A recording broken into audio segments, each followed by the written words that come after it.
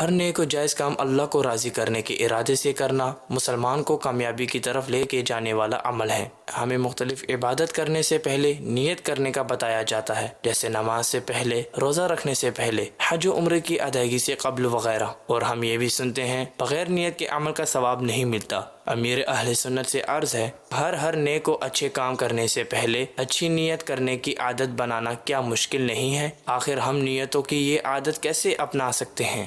نوٹیں گننا بھی بڑا مشکل کام ہے، دیکھا جائے تو کوئی بوری بھر کے دے دے نوٹ کی اور بولا گنو اس کو، تو کتنا ہے نا مشکل، محنت پڑے گی۔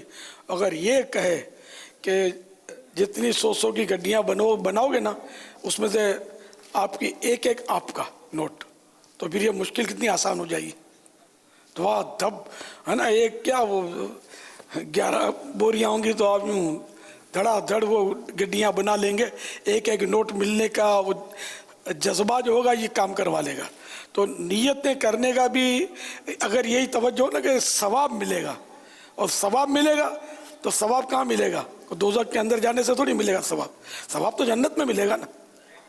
تو ثواب ہم کو جنت میں لے جانے والا کام ہے، نیکی جنت میں لے جانے والی کام ہے۔ ایک نیکی اللہ نے مقبول کر دی اور وہ کرم ہو گیا، اسی کے صدقے جنت مل گئی، تو کوئی بعید نہیں، اللہ کی رحمت سے کوئی اس میں اللہ کے لیے کوئی مشکل نہیں ہے، وہ جس طرح چاہتا ہے کرتا ہے۔ تو یوں اگر ثواب پر نظر رکھنا سیکھ لیں نا تو انشاءاللہ عز و جل عمل ہمارے لیے آسان ہو جائے، جنت کی نعمتوں پر نظر ہو، اور اس طرح انشاءاللہ آسان ہو جائے گا۔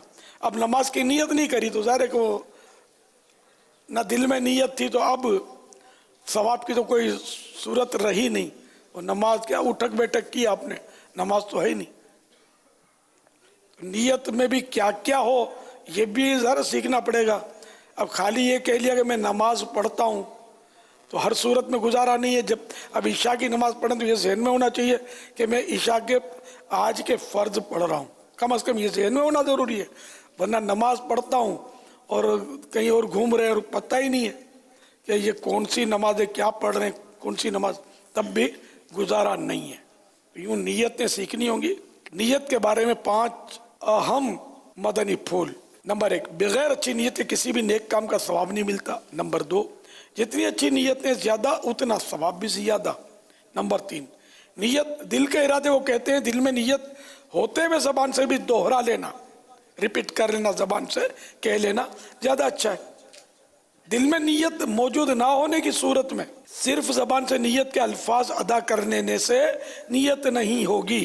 کسی بھی عمل خیر یعنی اچھے کام میں اچھی نیت کا مطلب یہ ہے کہ جو عمل کیا جا رہا ہے دل اس کی طرف متوجہ ہو اور وہ عمل رضائے الہی کے لیے ہو۔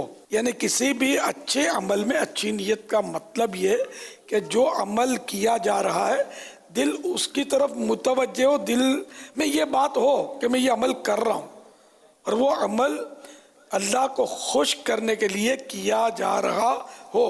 اس نیت سے عبادات کو ایک دوسرے سے الگ کرنا یا عبادات اور عادت میں فرق کرنا مقصود ہوتا ہے۔ یاد رہے، صرف زبانی کلام یا سوچ یا بے توجہی سے ارادہ کرنا ان سب سے نیت کوسوں دور ہے، کیونکہ نیت اس بات کا نام ہے کہ دل میں کام کرنے کے لیے بالکل تیار ہو، اس کام کو کرنے کے لیے بالکل تیار ہو، یعنی عزم مصمم، یعنی پکا ارادہ ہو۔ نمبر 5، جو اچھی نیتوں کا عادی نہیں اسے شروع میں بتکلف یعنی بالجبر، زبردستی اپنے آپ کو تو کر کے اس کی نیت کی عادت بنانی پڑے گی۔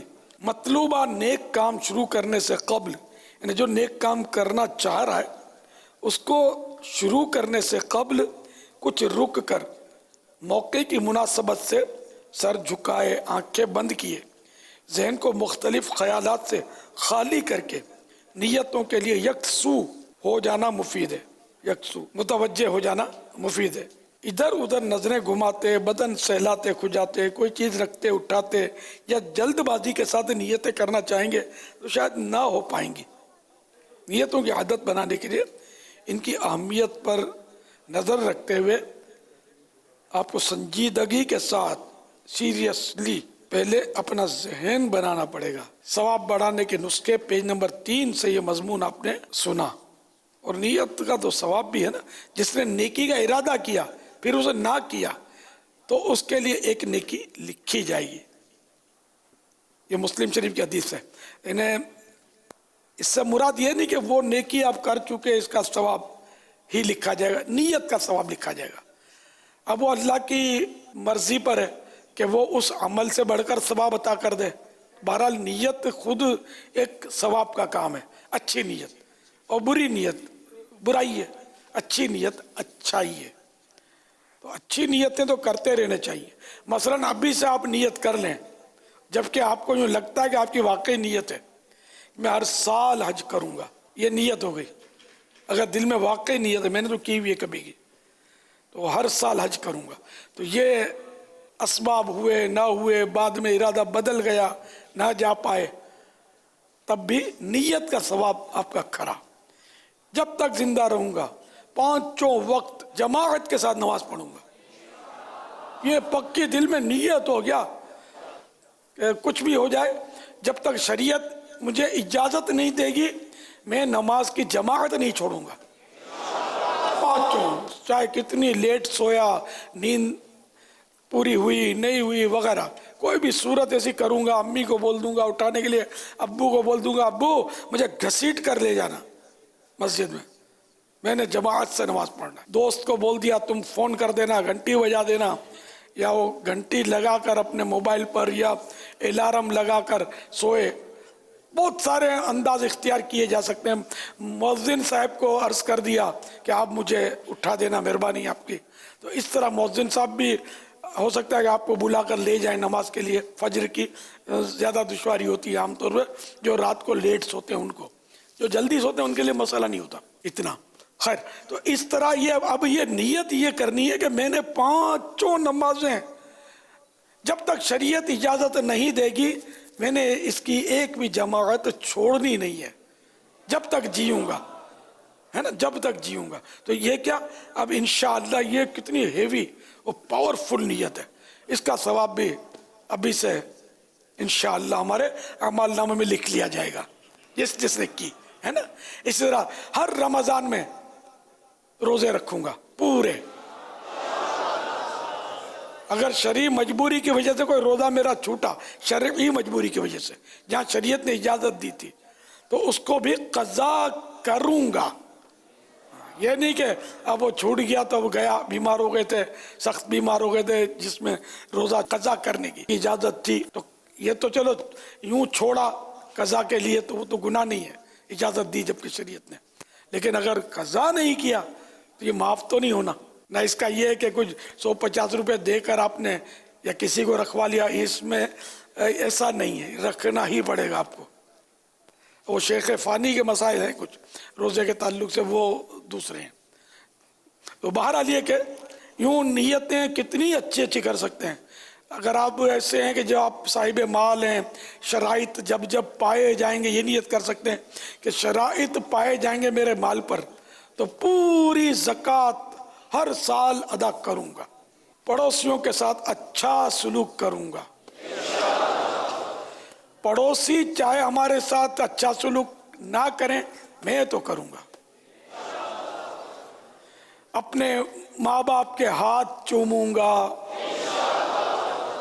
ماں باپ کو راضی کروں گا اور راضی رکھوں گا.